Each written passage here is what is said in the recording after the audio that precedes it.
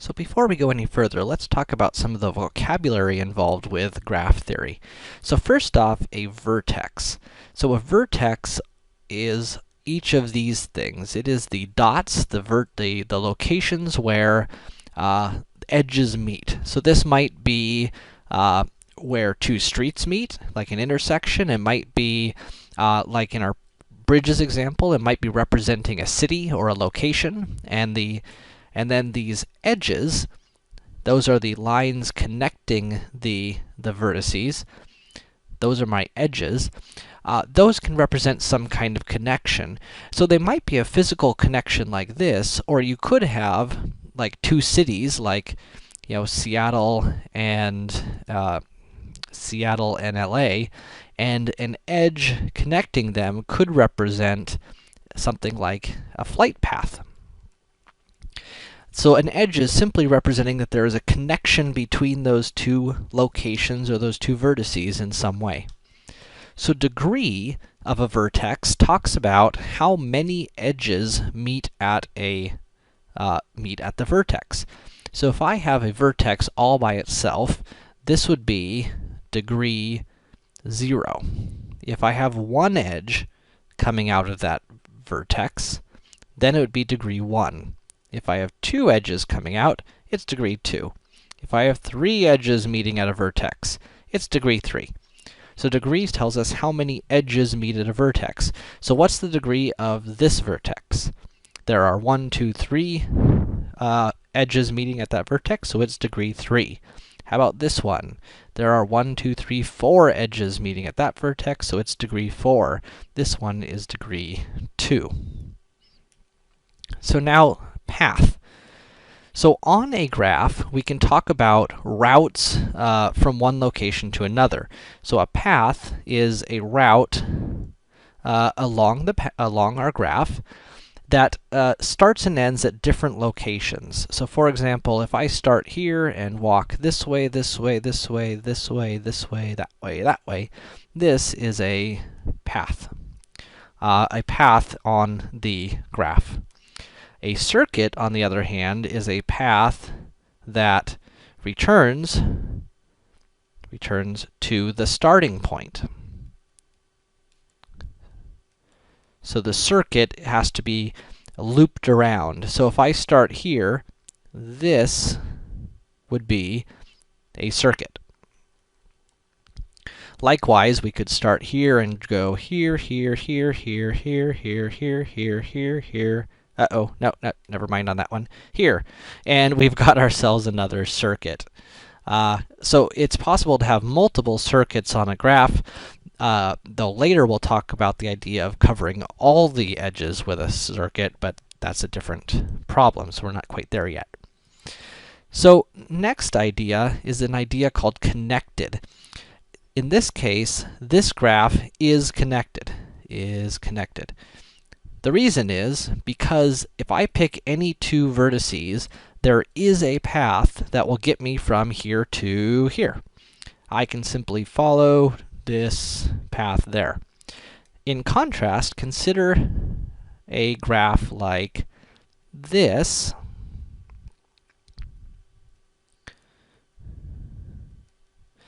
right, where we have 3 vertices over here and 4 vertices over here, and if I were to pick this vertex and this vertex, there is no way to get between those two vertices, and so this is not connected. And in most of what we're going to be doing in this class, we'll be looking at connected graphs, but certainly we need to consider not connected graphs. So lastly is the idea of weights. Now, sometimes all we care about is the fact that there is a connection between two locations, like with our bridges. But in a case like walking these paths, we might be interested in the length of these paths, in which case we might say that this is 100 feet, and this is 200 feet. And those would be weights, or a length or a cost associated with the edge. In case of our flight path here, there might be a flight cost that would be associated with that path, and that would be the weight on that edge.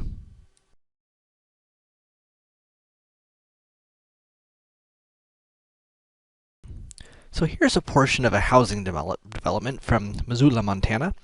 And as a part of her job, the development's lawn inspector has to walk down every street in the development, making sure that a homeowner's lawns conforms to the community recommendations.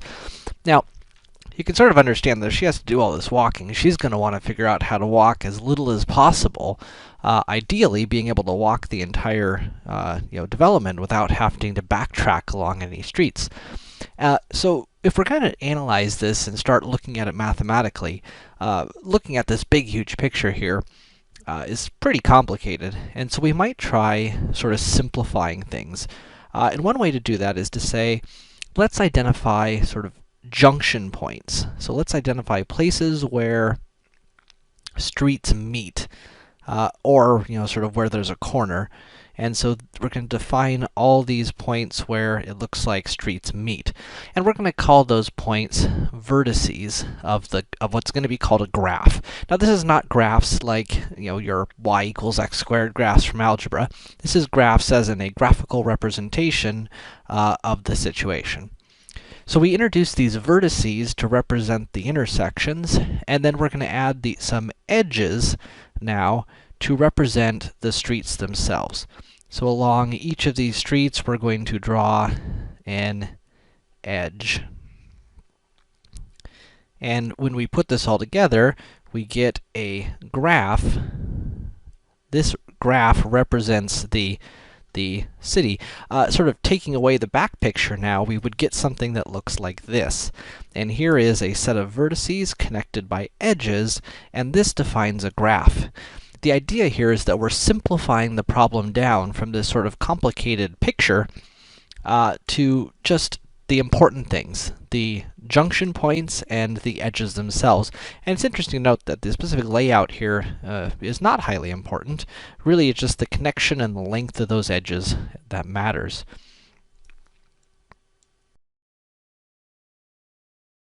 So for another example of sort of how graphs come into things, consider this. Back in the 18th century, there was a Prussian city called Königsberg, where a river, you can see here, ran through the city. The river forks, and there were 7 bridges that connected, that crossed the various forks of the river. And as a weekend amusement, people would see if they could find a route that would take them across every bridge once, and then return them to where they started. And Leonhard Euler was sort of the father of this branch of mathematics called graph theory, and he analyzed this problem, and kind of like we're doing, introduced a graph into this situation. So let's see if we can do that here. So really, what's important? What we really care about is the bridges. If I start here and, if I start here and walk across this bridge, and then I'm going to walk across this bridge, I don't really care how far I have to walk here. That's not relevant to this question, right? All that matters is that I went from this island to this side, and then maybe walked back across this bridge to, really, we walked back to this side of the, go back to the island. And then if I walk across this bridge, and then walk back across to the island, I'm really treating all of this island as one location. So really, we have sort of the whole north bank area up here. We have our island here, and we have our whole south bank here, and our whole sort of east bank over here. And we have 2 bridges connecting the north bank to the island, 2 bridges connecting the south bank to the island, 1 bridge connecting the island to the east bank, 1 bridge connecting the north bank to the east bank, and 1 bridge connecting the east bank to the south bank.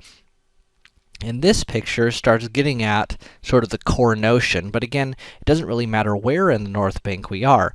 So what we could do is shrink this entire north bank down to a single vertex. And the island could be represented by a single vertex, and the south bank can be represented by a single vertex, and the east bank can be represented by a single vertex. And there are 2 routes to get from the north bank to the island, 2 routes to get from the south bank to the island, 1 route here, 1 route here, and 1 route here. And so here is a simplified graph that represents this scenario. And by looking at this graph, it makes it a little easier to look at the question of, is it possible to walk over every bridge? In this case, that would mean crossing over every edge once, and return to your starting location. In other words, return to your starting vertex.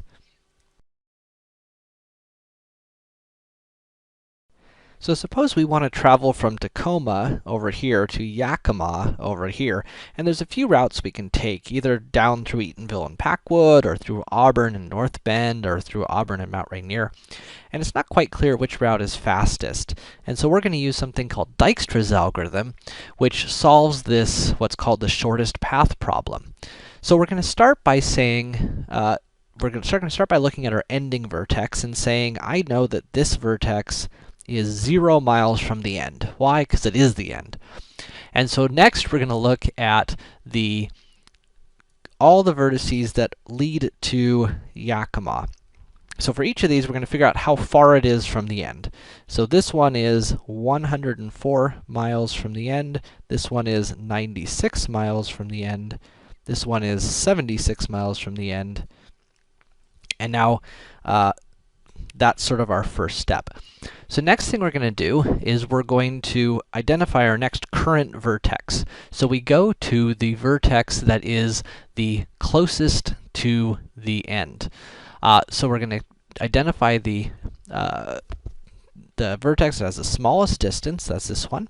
We're going to identify it as current. And so now from that vertex, we're going to work backwards and say what vertices lead to this one.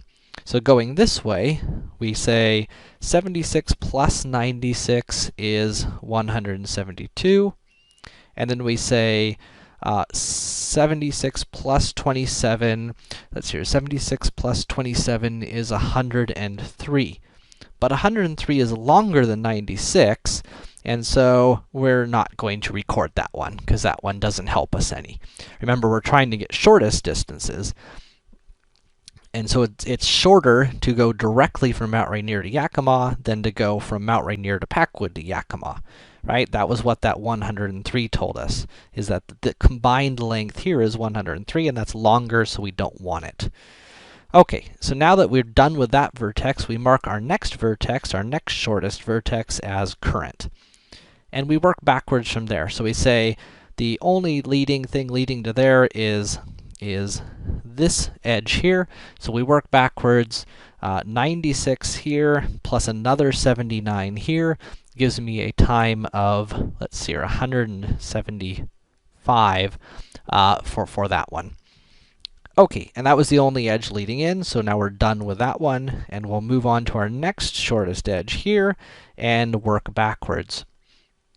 So notice now that working backwards from here, this distance is 104, this time, I guess these are times. Anyway, this time is 36, and 36 plus 104, right? 104 minutes here, 36 minutes there, is a total of 140. And 140 is shorter than 175. So we're going to replace that 175 with 140, because that was a shorter path, and we were looking for the shortest path here. So now all three of these vertices we've already looked at. So now we move to the next vertex that is shortest, and that is this one. From here, again, we work backwards. So 140 plus 20 is 160. And now we're done with that vertex. We come down here. 172 plus 57 is, I don't know what it is, but it's certainly bigger than 160, and so we don't care. And so we have found our shortest path. Our shortest path has a total travel time of 160, and it looks like it routes through Auburn, through North Bend, down to Yakima. And so that is the shortest path found through Dijkstra's algorithm.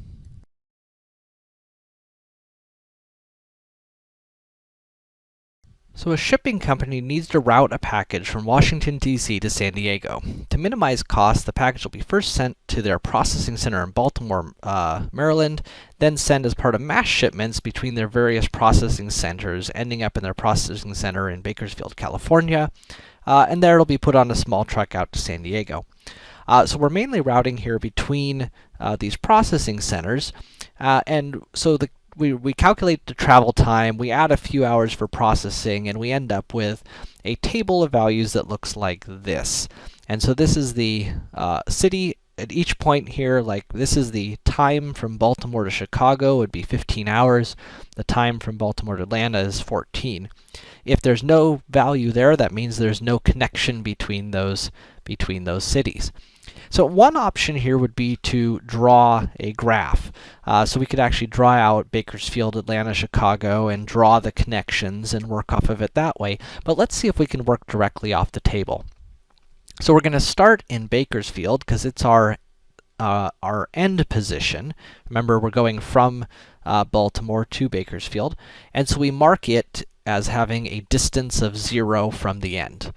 So it's our current vertex, so we're going to go backwards from there and say, from there, Denver is 19 minutes away, sorry, hours away, and Dallas is 25 hours away. Okay, so now we're done with Bakersfield, and we move on to the next closest city, which is Denver. So from Denver, we work backwards again. So from Denver, we could go, let's see, we could go 18 minutes additional to Chicago, and so 19 hours plus another 18 hours would be 37 hours to Chicago. Or from Denver, we could go to Atlanta, and 19 plus 24 hours would be 43 hours to Atlanta. Or we could go back to Bakersfield, but why would we go back to Bakersfield? So we're not going to do that. So at this point, we're done with Denver, and we move on to the next shortest city, next closest city. So that would be Dallas. So we'll move on to Dallas, and from Dallas, we can figure out what's going on. So from Dallas, 25 plus 18 here. 25 plus 18 would be 43 to Chicago, but 43 is longer than our current path. We could also say 25 from Dallas, we could go to Atlanta, and Dallas to Atlanta would be 25 plus 15 is 40, and 40 is better than 43, so we're going to replace that 43 with a time of 40, because we have a more efficient route now. Okay, and of course we don't want to go back to Bakersfield, because that's where we're, that's sort of where we're working back from. And so we're now done with Dallas. So our next shortest is Chicago, and so marking Chicago as current, we say, let's see here, I could go to Baltimore, so 37 here plus, let's see here, 37 here plus 15 there would give me a time of 52 to Baltimore, routing through Chicago. We could also say 37 plus 18, but 37 plus 18 is going to be much bigger than 19, so we don't want that. 37 plus 18 to get to Dallas is definitely going to be bigger than 25, so we don't want that one. 37 plus 14 is going to be bigger than 40, so we don't want that one. And so we're completely done updating for Chicago now. And we move on to the next closest city here. So from Atlanta, we could go to Baltimore, which should be 40 plus 14, but 40 plus 14 is 54, which is longer than that route. And so we definitely do not want to do that. We also don't want to go back to Denver, Dallas, or Chicago, and so we are now done with that. And so now we know the shortest route from Baltimore to Bakersfield here is going to have a total time of 52 hours.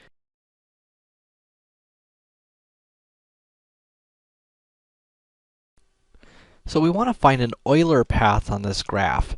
Now, an Euler path is a path, and remember, a path means that it goes from one point to another, not necessarily returning to the same point. So it's a path that uses every edge once and only once, so no repeats. Now, we're allowed to visit the same vertex multiple times with Euler paths, but not the same edge. So for example, if I started here, I could go this way. And let's say that's step 1. And then I could go here. That's 2. And I could go here, and that's 3. And I could go here, and that's 4, but now I'm stuck because I can't go anywhere, and I haven't visited every edge yet. And so this was not a particularly good attempt at finding an Euler path. This is not an Euler path. So let's try again. Maybe I will start instead over here, and then I could go 1, 2, 3, 4, 5. And notice now I have covered every single edge of the graph without repeating any of them. Notice though I started here and I ended over here, so I have not returned to my starting point. This would be an Euler path. So now we want to find an Euler circuit on the graph before. So an Euler circuit is very similar to an Euler path, except that we must return to the same vertex because it is a circuit. So again, the idea is we're going to visit every edge once with no repeats. And this time, because it's a circuit, we need to return to the starting point. Okay, so let's say we start, I don't know, how about here? And so let's do 1, maybe 2, 3, 4. Remember, it's okay to visit the same vertex with an Euler circuit, just not the same edge. 5, 6, 7, 8, and 9. And look, we did it. So we have visited every edge exactly once, and returned to our starting point. Now, interestingly, this type of drawing is also sometimes called a unicursal drawing, because you can draw the entire thing without lifting your pen, right? If I had started over here, I could draw this entire circuit without lifting my pen once. And that's one of the features of an Euler circuit. So suppose we got a graph here and we're wondering, does this graph have an Euler path? How about an Euler circuit? Well, it turns out that there's a really easy way to tell, and it comes down to the degree of the vertices. And so it turns out that in order to have an Euler circuit, all vertices must have even degree. Even being like 2, 4, 6, 8, right? Even numbered degrees. And the idea is really simple, that the idea is we need to make it so that every time we come into a vertex, we have a way out. So if I have another way in, I need another way out. And so we need even degrees on all of our vertices. For an Euler path, it's similar, except we can have either 0 or 2 odd degree vertices. Otherwise, all the rest must be even degree for the same reason. Now, the reason it's okay to have 2 odd degree vertices is because with an Euler path, we don't have to get back to our starting point. So here, notice that this vertex has degree 2, this vertex has degree 3, this one has degree 1, 2, 3, 4, this one has degree 1, and this one has degree 4. And so we have one pair of vertices, so 2 vertices with odd degree, and that'll be okay. What it means is that our Euler path is going to have to start and end at those vertices. So let's see if we can come up with an Euler path here. So I could come down here, I could come up here, over here, up here, down here, back up here, and down there. And there we go. There's my Euler path, starting here and ending at that vertex. Right? Notice there would be no way to do an Euler circuit here. So let's take a look at another one. does this graph have an Euler path? How about an Euler circuit? Well, let's see. How many odd degree vertices are there? 1, 2, 3, 1, 2, 3, 1, 2, 3, 1, 2, uh-oh. So in this graph, we have a ton of vertices with odd degree. And so there is not going to be possible to come up with a Euler path or an Euler circuit on this graph as drawn. Now, that's for this particular problem, which was, for our lawn inspector who was walking along these paths. Now, if, on the other hand, let's say it's snowing and we got a snowplow that has to go down every street, but the street is wide enough that it has to drive down twice, then our graph would look more like this, where each edge is going to be driven over twice. Now, if we look at this graph, you can see that every vertex is even degree, and so this graph will indeed have an Euler circuit, because every vertex has even degree. So the snowplow would have a route where it could drive over every street twice, right? Once in one direction, once in the other direction. It could drive over every street twice, and get back to the starting point.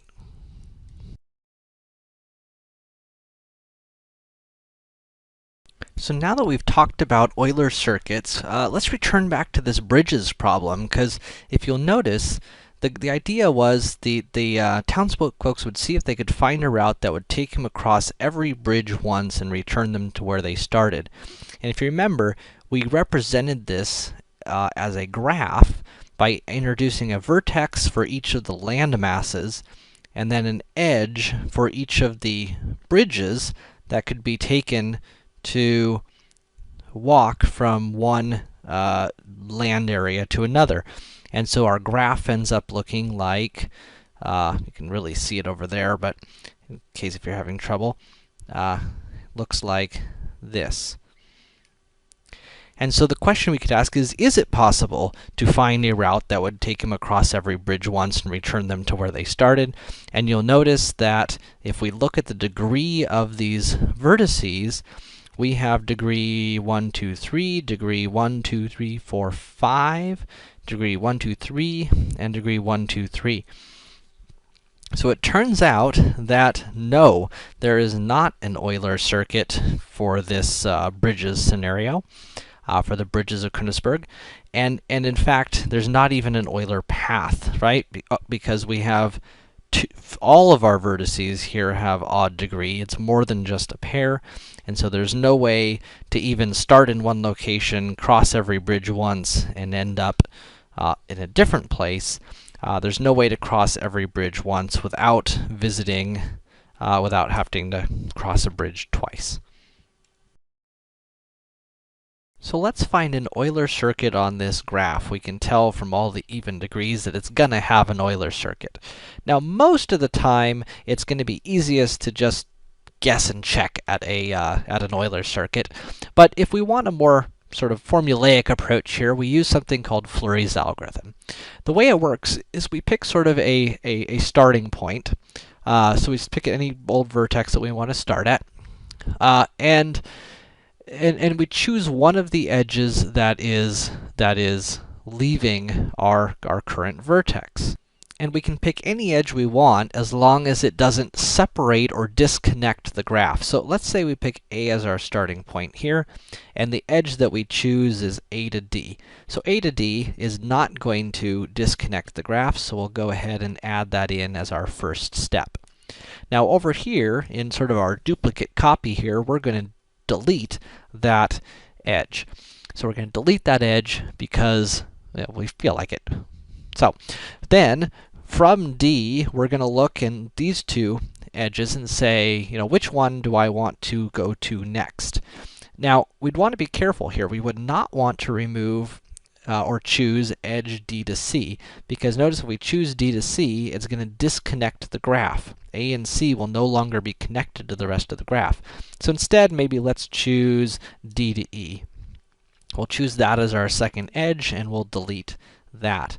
So now we're here at E, and we choose an edge that we want to follow. In this case, because we've deleted these edges, that's preventing backtracking. There's only one route we can take now, and that is to B. And then from B, there's only one route we can follow, and that's to D. And then from D, there's only one route we can follow, to C. And from C, there's only one route we can follow back to A. And there is our Euler circuit. Now, depending upon how we had made our original choices at the beginning, we may have ended up with different Euler circuits. For most graphs, there is not just one Euler circuit. If there is an Euler circuit, there's usually not just one, but multiple Euler circuits, depending upon sort of the choice of what direction you go first. So for the graph here, let's find an Eulerization. So the idea behind Eulerization is that right now this graph does not have an Euler circuit. Why? It doesn't have an Euler circuit because there are 1, 2, 3, 4, 5, 6 different vertices, all that have odd degree. And so there's no way that we can do an Euler circuit on this graph, right? There's no way we can walk this graph without backtracking. And so to address that, because, if, let's say we were actually planning a route on this graph, we'd have to backtrack, now we know. We want to sort of figure out how to do that in the best way possible. And so what we're going to do is Eulerize the graph. That means we're going to duplicate edges until it will have an Euler circuit on it. Now we're going to duplicate edges like this to indicate that I'm going to walk this edge twice. I'm going to walk it once this way and then probably once the other way. We don't want to create new edges, so we don't want to do stuff like this. Think about what this would mean in terms of like city streets. This would mean creating a new street between these two intersections, and that doesn't really make any sense. It makes sense, though, to walk an edge twice, right? To walk along the street twice. And so in order for this to become Eulerized, in order for it to have an Euler circuit, each vertex is going to have even degree. Right now, this vertex has degree 3, which is odd. But if I were to add a duplicated edge here, now it has degree 4. Right? 1, 2, 3, 4. Likewise, this one now has degree 4. This one has degree 4. This one has degree 4. Now I just need these two to both have degree 4. And there's no direct way to connect them. So our only option is to make hops. Like that. So notice now, this edge has degree 1, 2, 3, 4. This vertex, which previously had degree 4, now has degree 1, 2, 3, 4, 5, 6. It's still even, so that's okay, right? And this vertex has degree 6, this one has degree 4. Now this graph is Eulerized. Now we can find an Euler circuit on this graph with the added or duplicated edges. Now it's important to notice here that this is not the only Eulerization that we could have done. We also could have duplicated, say, this edge and this edge, and this edge and this edge, and that edge. And this would have also created an Eulerization. This one turns out to be the same number of duplications as our previous one. But if we had instead done something like this, this is more duplicated edges. In general, we want to minimize the number of duplications we have in our graph, because each of those duplications means that we're walking along an edge twice, and generally that's not a good thing. So let's look at another graph. All the odd degree vertices are highlighted here. Let's see if we can find an Eulerization of this graph. So you may have noticed that the pattern is that we're going to connect vertices with odd degree. And so this vertex here, I can either duplicate here and here, or duplicate here and here. And I don't think it really matters, so I'll duplicate here and here. Both of these vertices now have even degree. So now this one's odd and this one's odd. So if I duplicate there, both of those now have even degree. If I duplicate here and here, both of these now have even degree. And duplicating here and here, both of those now have even degree. And so we find that for our lot inspector, if you remember this graph, that in order to walk this entire neighborhood, she would have to backtrack 1, 2, 3, 4, 5 times in order to cover the entire area and get back to her starting point. Now, it's not clear whether this is the most efficient Eulerization, but it's certainly an Eulerization that looks pretty good.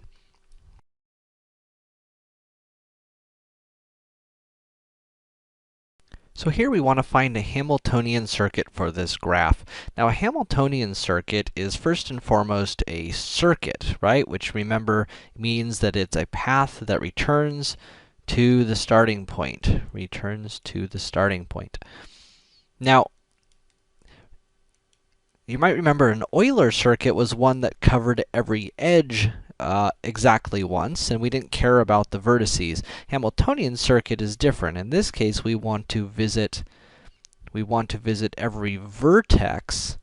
We want to visit every vertex once with no repeats.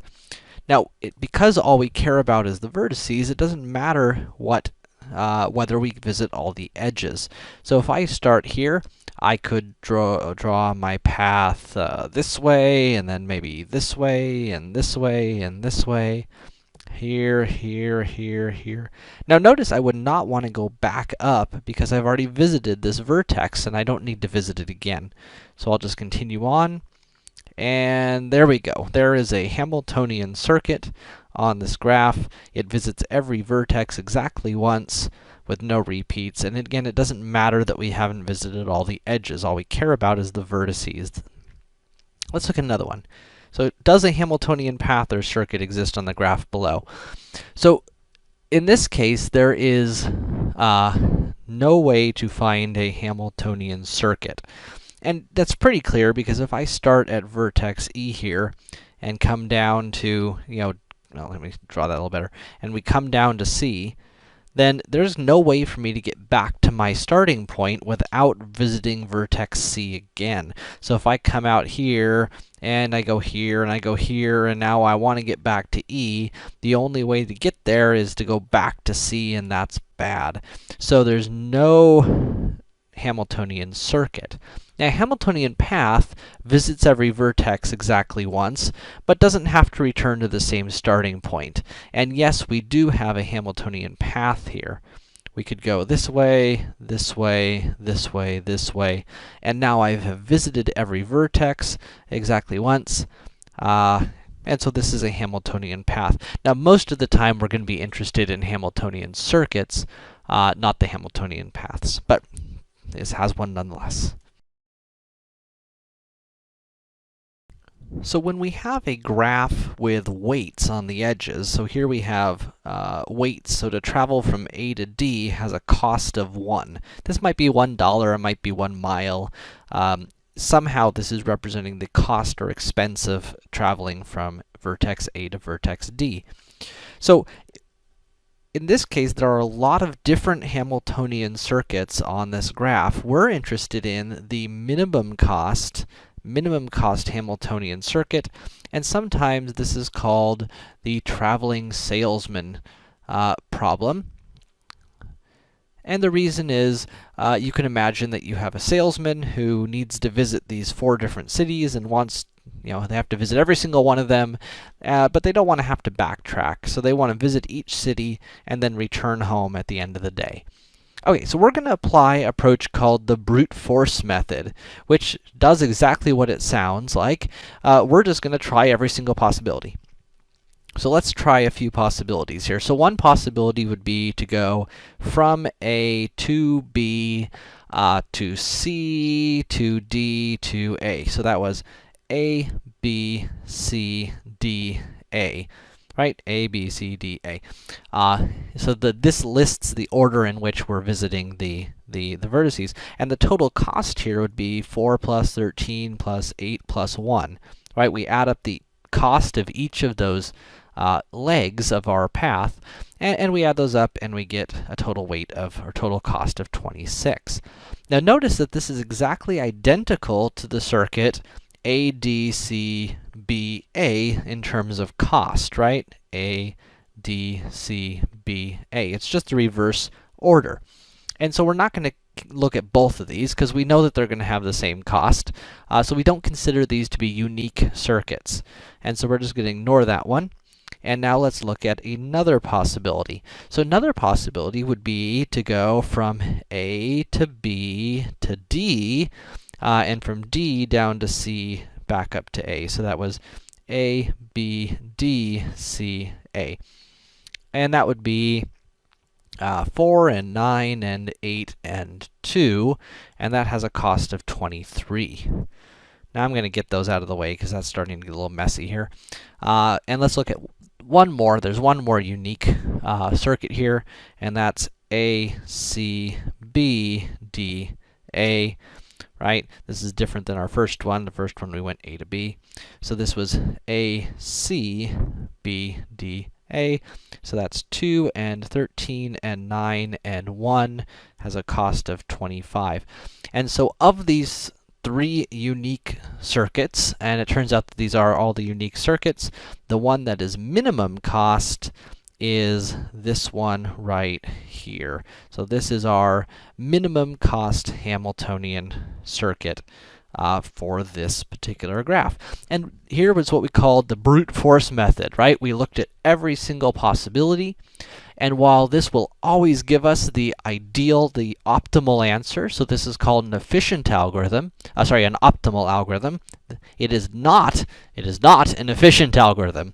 So this is optimal because it will always give us the right answer, the best answer, but it is not efficient. And we'll see why in just a second.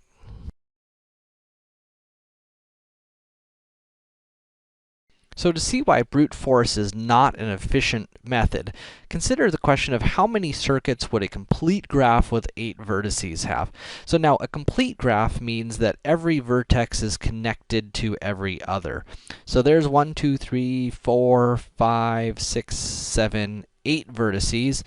And so a complete graph means each vertex is connected to every other vertex. And I'm going to get tired of drawing this pretty quickly, so you can just imagine the rest of it. So let's think about how many circuits there would be. So let's say I'm sitting here at my starting point.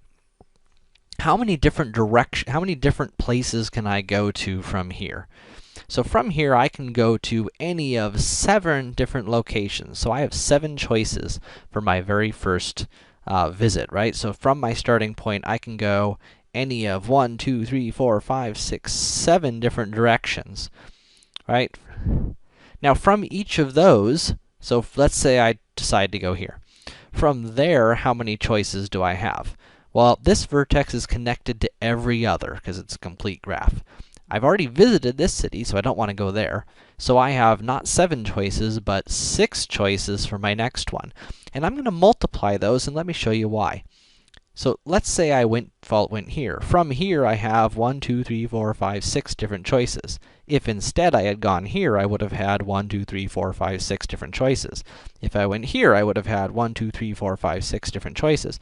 So notice for each of those 7 original branches, I'm going to have 6 new possibilities, and so that's 7 times 6, right? 6 for each of those 7 would be 7 times 6. Now let's say I pick one of those, and now how many choices do I have for my next route? For my next path, I've got 5. For the next one, 4. For the next one, 3. For the next one, 2. And for the last choice, there's only 1, right? Once I've visited every other city, there's only 1 choice to get back to the starting point. Now, it turns out that this is going to be twice as many as there actually are of unique circuits. The reason is because the circuit that I end up with here is identical to the circuit in reverse order. And so I'm actually going to have to divide this by 2 in order to get the true number of unique circuits. And this number ends up coming out to be 5,040 unique circuits.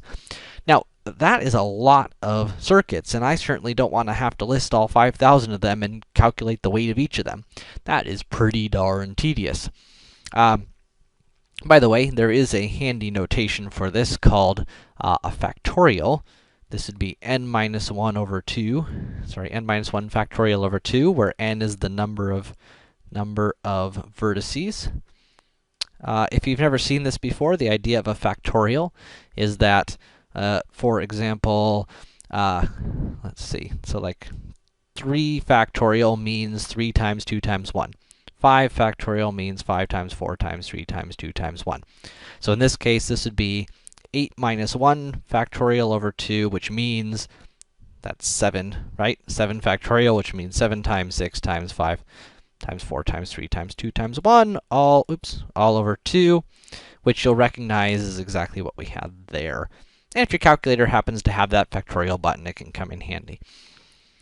So there we go. It turns out that we have all these crazy number of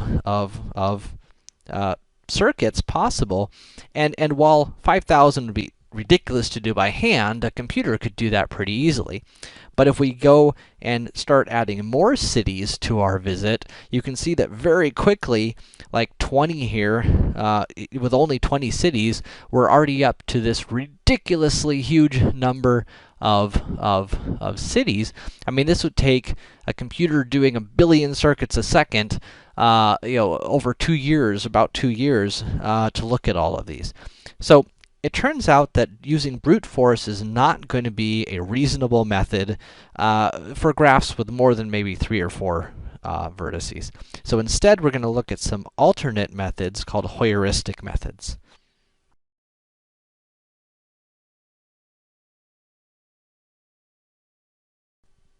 So to approach our traveling salesman problem, we're going to use what's called a heuristic algorithm. Now, this is one that is not optimal.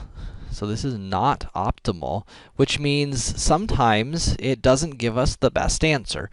But hopefully it gives us a better answer than just randomly guessing. So we're going to go ahead and give this a try here. So the way the nearest neighbor algorithm works, and this is our first heuristic, is we pick a starting point. So let's go ahead and use A as our starting point. At every point along the way, we move to the nearest, or cheapest, next unvisited vertex. So we're going to look and say, what are my choices? I can either go to B, to D, or to C. This path has a cost of 4, this path has a cost of 1, this path has a cost of 2. I like cheap, and so I'm going to go this way down to D. So I'm taking the cheapest route. Now notice this is what's called a greedy algorithm. We're always taking the cheapest route that we can find. So now from D, I look at my options, either 9 or 8. I don't want to go backwards, right? So we're going to ignore the already visited vertices. And here this 8 is my cheapest path. So now my options are either, well, I really only have one option, because I don't want to go back to the beginning yet, because I need to visit every vertex. So my only option now is to go over here, and then to get back to the start, my only option is to go that way. And we ended up with the circuit ADCBA. ADCBA, right? And the total cost there is what? 1 plus 8 plus 13 plus 4 is 26. Wow, that was like the worst circuit in the graph. So it turns out that, like I mentioned, nearest neighbor algorithm is not always optimal. And here's a case where it certainly gave us a non-optimal result. So suppose that we have a salesperson who needs to travel to Seattle, LA, Chicago, Atlanta, and Dallas on business, and figures he'll just go to each of the cities and return home, and wants to minimize the the travel cost. And so we looked at some travel flight costs here, some flight costs, and let's see if we can find a pretty good, at least, circuit using the nearest neighbor algorithm. So starting here in Seattle, we say, what is my cheapest option? So we got 70, 145, 140, 120, so it looks like 70 is our best option. So we got Seattle, so far we got Seattle to LA. And then from LA we've got, looks like the cheapest option, 100, 170, 150 is 100. So to Chicago, Got some good travel deals here. And then from Chicago, we can go 140. Oh, no, we don't want to go back home yet, right? We still need to visit Dallas and Atlanta. So we only really look at the next, the unvisited cities. So of those two, it looks like Atlanta is the cheapest. So we'll go to Atlanta next. Atlanta. And then we really only have one option at this point, and that's to go to Dallas, because it's our only unvisited city. And that will return us home to, from there we'll return home to Seattle, and that completes our circuit. So now we've visited every city. Total cost here, if we add these up, I think is $450, which is insanely cheap. And there is our circuit generated using the nearest neighbor algorithm. So here we have a big old table of travel distances between some cities in Oregon. And so, for example, here Ashland to Astoria is 374 miles, and we also see that here, Ashland to Astoria. So everything is mirrored, shows up in the table twice. And so let's see if we can find an efficient circuit between these cities using the nearest neighbor algorithm. And we're going to start in Portland. So I'm going to jump as we go between this graph of those cities and our table here. You don't really need to create a graph necessarily, but it can be helpful to sort of visualize what's going on. So let's start in Portland. So starting in Portland, we look and say, what is our cheapest destination, the quickest place we can go to? Because remember, nearest neighbor, we always go to the nearest location. And so that is 47, going from Portland to Salem. So we're going to go from Portland to Salem, which takes 47, which is 47 miles. So now we are in Salem. So from Salem, where should we go? So my nearest neighbor to Salem is Corvallis, which is 40 miles away. So from Salem, we're going to go to Corvallis, which is 40. Notice that my graph here has absolutely no relation to their physical locations of these cities. I just listed them all in a big circle so that I could easily draw my graph here. So now we're in Corvallis. And from Corvallis, I'm going to say, where do I want to go next? I'd really love to go to wait, we just came from Salem, never mind. I'd really love to go to Eugene, because Eugene is next closest. So from Corvallis, we're going to go to Eugene, which had a distance of, Corvallis, Eugene, 47. Yes, 47. 47. Okay, so now we are in Eugene. So from Eugene, I'd really love to go to Salem. Oh wait, we've already been to Salem, so no Salem. I'd really love to go to Newport. Great, Newport is our next cheapest. So from Eugene, we're going to go to Newport, which was 91 miles away. Okay, so from Newport now, we're going to go to, let's see, from Newport, we've already been to Corvallis, we've already been to Eugene, we've already been to Portland, we've already been to Salem.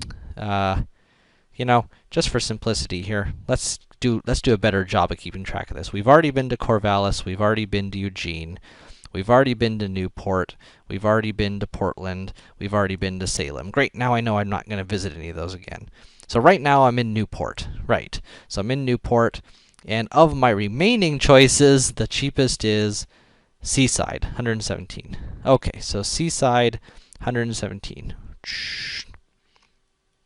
Excellent. Seaside, 117. So now Seaside is visited, I'm in Seaside. So from Seaside, there I'm going to Astoria. Astoria is close, so I'm going to go to Astoria, which is only 17 miles away.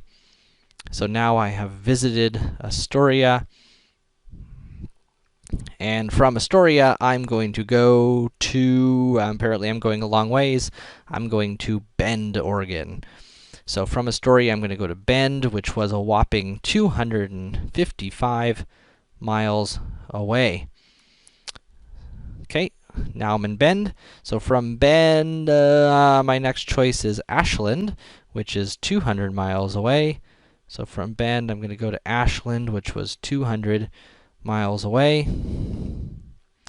And then from Ashland, I'm going to go to, I don't have a lot of choices here, Crater Lake. So from Ashland, I'm going to go to Crater Lake. There's Crater Lake. Crater Lake, which was how far away? Ashland to Crater Lake is 108 miles away. And then, of course, I need to return back to Portland. So from Ashland, I'm going to go back to Portland, which was 285. And I could add those all up, and there is my circuit generated by the nearest neighbor algorithm.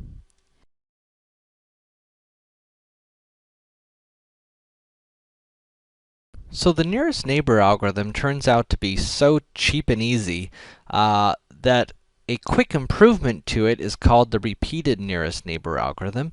And the idea here is that we repeat the nearest neighbor algorithm starting at each of the vertices. So let's start at vertex A. So starting at vertex A, we would go cheap, cheap, only choice, only choice. And our total cost for the circuit AD, that's not a D, for AD CBA, our total cost there is 26. That's the one we had found earlier. And that's not a particularly great circuit. Okay, so let's try again. So this time, let's start at vertex B. And from vertex B, our cheapest option is up to A, and from A down to D, and then my only option is this way, and then this way. So we got B, A, D, C, B.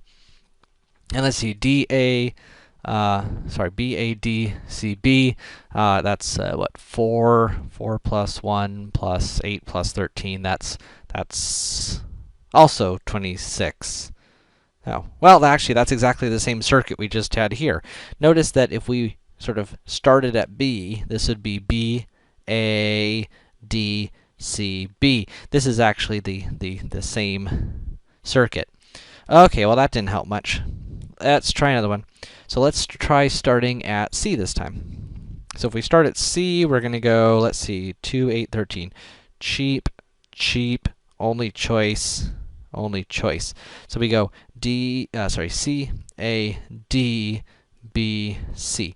And it looks like the cost of that one is, what, 2 plus 1 plus 9 plus 13 is 25. And notice that we've made an improvement now. We've found a slightly better circuit than we had before. So this is an improvement. And so we got one more to try here, so let's go ahead and try starting at vertex D. Here we go, let's see, 1, 9, 8. So cheap, 4 or 2. Cheap, only choice, only choice. And this looks like it's exactly the same circuit we just had here, right? C, A, D, B, C. Yep, so this is the same circuit.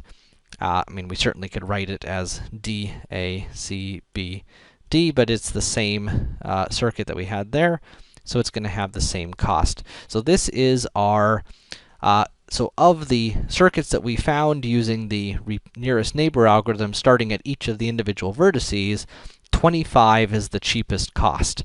And so this is our winning circuit. Now, oftentimes, we'll go ahead and rewrite our circuit starting at the vertex A. So we can do that here by saying, if I were to start at A, from A, I would go to D to B, from A to D to B to C, from C back to A. And so this circuit is equivalent to this one. It's just written with a different starting point.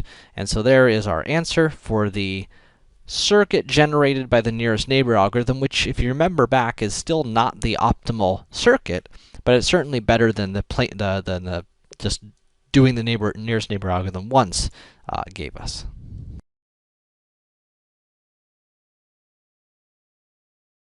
So the problem with the nearest neighbor algorithm is that it's greedy. It doesn't look ahead. And so this time, we're going to use a different method called sorted edges, or the cheapest link algorithm. And the idea here is we're going to start out by listing all of the edges in the graph from cheapest to most expensive. So here, A to D is the cheapest with a cost of 1. A to C is the next cheapest with a cost of 2. A to B, with a cost of 4. Let's see, C to D with a cost of 8.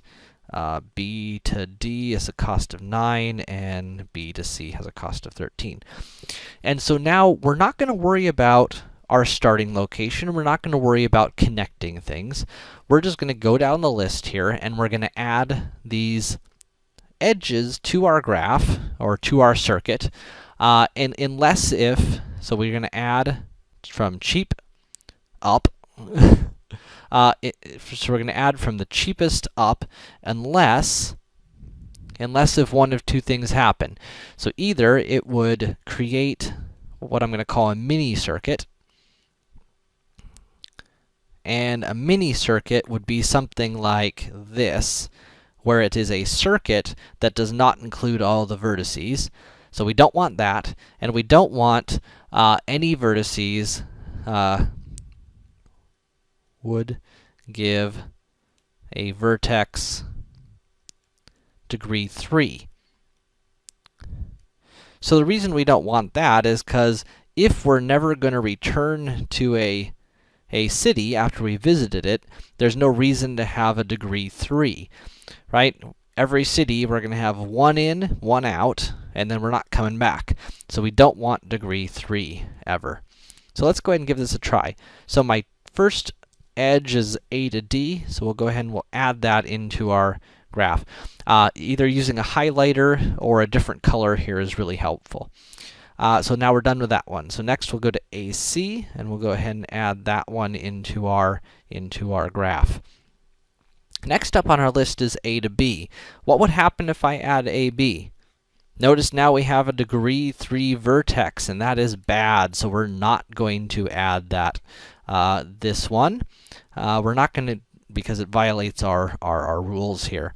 So let's go on to the next one. C to D, cost of 8. We'd love to add that one. What happens if I add that one? Notice now we have that mini circuit. We have a circuit that it does not include vertex B, and so that is bad. I should not be adding that edge. Okay, so moving on to this one, B to D, cost of 9.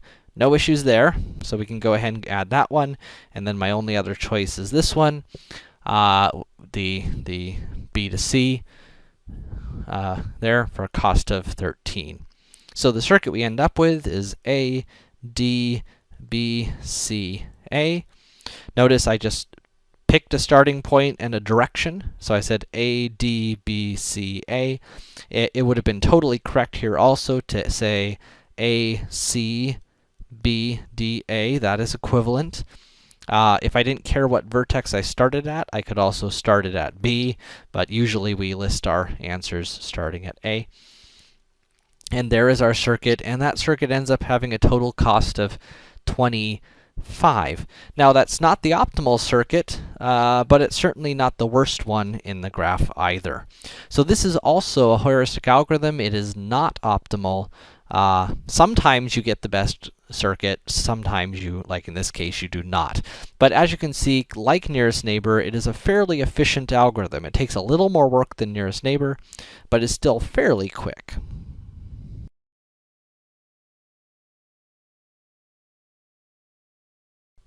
Okay, so now let's try applying the sorted edges algorithm to our travel cost graph here. So let's go ahead and start by listing all of the edges from cheapest to most expensive. So the cheapest one we have is Seattle to LA with a cost of 70. We've got next cheapest Chicago to Atlanta with a cost of 75. Atlanta to Dallas with a cost of 85. LA to Chicago with a cost of 100. We've got Dallas to Seattle with a cost of 120. Seattle to Atlanta with a cost of 140. Seattle to Chicago with a cost of 145. LA to Dallas with a cost of 150, Chicago to Dallas with a cost of 165, and LA to Atlanta with a cost of 170. Hopefully that's all of them. And really, just so you know, I mean, you don't really have to list these all out if you're good at searching, but sometimes it's helpful to list them all out in advance. Okay, so let's go ahead and give this a try. Seattle to LA is our first edge. Let's see, what was that? That was Chicago to Atlanta, right? Chicago to Atlanta for 75. Notice that these do not have to be connected yet. Everything will connect out just fine in the end. So next we've got Atlanta to Dallas. That's our next cheapest. LA to Chicago. Dallas to Seattle. And okay, we got really lucky. We're done at this point, and we have our circuit. Seattle, LA, Chicago, Atlanta, Dallas, and back home to Seattle is what we get from the sorted edges algorithm here. And this one does turn out to be the optimal circuit. We also happen to find this using nearest neighbor. So we're going to try to find an efficient circuit here between these cities in Oregon using the sorted edges algorithm. Now, the sorted edges algorithm says that we should list all these edges in order from cheapest to most expensive, and I've already done that on my paper, and so I'm going to just call them out here as we go through them. Notice that this is symmetric, so I'm only going to be looking on the upside of this triangle here, because everything down here is a mirror of that. So I start with my cheapest edge, which is Seaside to Astoria, and so we'll go ahead and connect Seaside to Astoria. And then we'll come back and say my next cheapest is Salem to Corvallis. And my next cheapests are Portland to Salem and Corvallis to Eugene. So we'll go ahead and add Portland to Salem and Corvallis to Eugene, both of which were okay to add here. Now notice something, that Salem and Corvallis both have degree 2 at this point, and so we're not going to want to visit them again. We're not going to want to add any other edges that connect to Salem or Corvallis. So we can pretty much at this point ignore any thing that links to Salem or that links to Corvallis, because we've already connected to those. So we're going to ignore Corvallis, and we're going to ignore Salem. Okay. So moving along, our next sort of cheapest option here is 78, Portland to Seaside. So we'll go Portland to Seaside, and then let's see, next is, let's see, how about Eugene to Newport. So we got Eugene to Newport here, and let's see, next one is Portland to Astoria here, 95. So Portland to Astoria, oops, and we do not want to connect that because that's going to create both a mini circuit, and we're going to have 3 edges, we would have degree 3 here. So we're going to skip over that one. So no Portland to Astoria. How about Ashland to Crater Lake for 108. So Ashland to Crater Lake. We can add that one just fine. So now we can eliminate, again, considering Portland and Seaside and Eugene from our list, because they already have degree 2, and we don't want degree 3. So I went ahead and crossed them off our list here. And so now we look for the next cheapest circuit in our list here. And the next cheapest is, I think, Newport to Astoria here. So Newport to Astoria. And now this one's kind of tricky, right? Notice why we would not want to add this. It's kind of hard to see, but it would create a mini circuit here that does not include all the edges. So we're not going to include Newport to Astoria here. How about, let's see, next biggest, Newport to Bend. So Newport to Bend, that's certainly going to be fine. So we'll add Newport to Bend. Next on our list is, looks like Bend to Ashland, which is 200. So Bend to Ashland, that's okay because we end at Crater Lake, and that should be fine.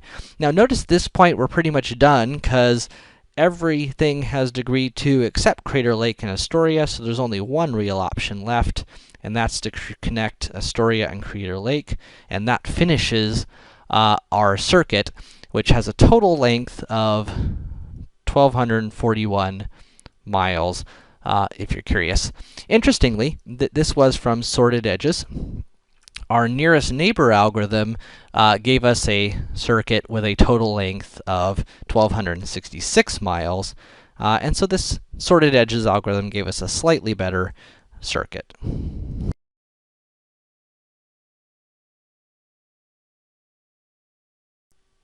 So sometimes we don't care about a circuit, or even a path on a graph. Sometimes what we're interested in is something called a tree, or more specifically, a spanning tree. The idea behind a spanning tree is that if you have a set of vertices, you want them to all somehow be connected to every other vertex. And so something like this would work just fine. This way, any vertex is connected to every other vertex, and this is an example of a spanning tree. When we have costs attached to or weights attached to our edges, like we have down here, we might be interested in the minimum cost spanning tree, and that's what we're going to try to find now. And we're going to use an algorithm called Kruskal's algorithm. And Kruskal's algorithm is very similar to sorted edges, except we're not trying to create a circuit. And so we are going to add from cheapest up. So again, we're going to create a sorted list of edges from the most cheapest to the most expensive, and we're going to add from the cheapest up, unless it creates a circuit. Now notice we have no degree 3 restrictions here, because trees don't care about degree 3. Degree 3 is just fine for a spanning tree. The only thing we don't want is circuits, because they are extra connections that we don't actually need. So we'll go ahead and we'll start here, and we'll say the very cheapest edge is this one here, so we'll go ahead and add that one. Next cheapest is here. The next cheapest is here, but notice that that would be bad, because now we've got ourselves a circuit, so we're not going to add that one. So next is down here, cost of 7. Doesn't matter that we're not connected yet. And then finally, this edge here with cost 8. Now notice at this point we're done, because every single vertex is included, and every single vertex is connected to every other one. Before we added this edge, every vertex was included, but these vertices were separated from these vertexes. It was not connected. So we need to include that. And the red graph there is the spanning tree, the minimum cost spanning tree. Now, this algorithm, interestingly, is not only efficient, as you can tell is quite quick, it is also optimal, which is quite remarkable. So this is both an optimal and efficient algorithm, and it'll always give us the minimum cost spanning tree. So suppose a power company needs to lay updated lines connecting these cities to the power grid, and so they want to minimize the amount of new line delay. And so they don't need a circuit or a path, or even they don't need every city to be connected to every other. They just need a spanning tree, a way that power can get from any city to any other city. So the tree is enough to do that. So to start out, we're going to list every connection between cities from cheapest to most expensive, and start adding them to the graph following Kruskal's algorithm. So I'm going to go ahead and, just for simplicity, I went ahead and created a little ring graph of the cities. This is in no way representative of their actual locations, but it'll help me draw a graph. And so I'm going to start here with my cheapest edge, Seaside to Astoria. Seaside to Astoria here has a cost of 17. And I have the list of costs written down here, so I'm not going to jump back and forth here. The next cheapest was Corvallis to Salem, so we'll go ahead and we'll add that. The next was Portland to Salem, so we'll add that. The next one was Corvallis to Eugene, so we'll add that. The next one was Corvallis to Newport. Now notice before, with sorted edges, we would not have added this, but it's just fine to add it here because it's no problem to have degree 3 when we're talking about a spanning tree. The next cheapest edge is Salem to Eugene, but we're not going to add this edge, because if we were to add this edge, we would get a circuit between these three cities. And so we are not going to add that edge, and instead move on to the next cheapest, which was, let's see, Portland to Seaside. So we'll connect Portland to Seaside. Continuing on, the next cheapest is Newport to Salem, but that would create a circuit, so we're not going to do it. Next cheapest is Corvallis to Portland, but that would also create a circuit. How about Eugene to Newport? Nope, that would create a circuit. How about Portland to Astoria? Nope, that would create a circuit. How about Ashland to Crater Lake? Oh, that's fine. Ashland to Crater Lake is fine. How about Eugene to Portland? Eugene, where's Eugene? Eugene to Portland. Nope, that creates a circuit. How about Newport to Portland? Nope, that creates a circuit. How about Newport to Seaside? Newport to Seaside. Oh, that one's kind of tricky, but that is also creating a circuit, so we're not going to do that one. How about Bend to Eugene? Bend to Eugene, that's fine. That's no problem there. How about Bend to Salem? No, that would end up creating a circuit, so no Bend to Salem. How about Astoria to Newport? Astoria to Newport, kind of hard to see there, but it would create a circuit, so no, I'm going to skip that one. How about Salem to Astoria? No, that one would create a circuit. How about Corvallis to Seaside? Corvallis to Seaside, nope, that would create a circuit. How about Portland to Bend? Portland to Bend would also create a circuit. How about Astoria to Corvallis? Astoria to Corvallis. Astoria to Corvallis would also create a circuit. How about Eugene to Ashland? Eugene to Ashland. Oh, I don't see any issue here. Eugene to Ashland is fine, and now we're finally done. Notice that before we added that edge, this Ashland to Crater Lake connection was not connected into the rest of the graph, but by adding Eugene to Ashland, we now have a connected graph, and that is our minimum cost spanning tree with a total length of 695 miles.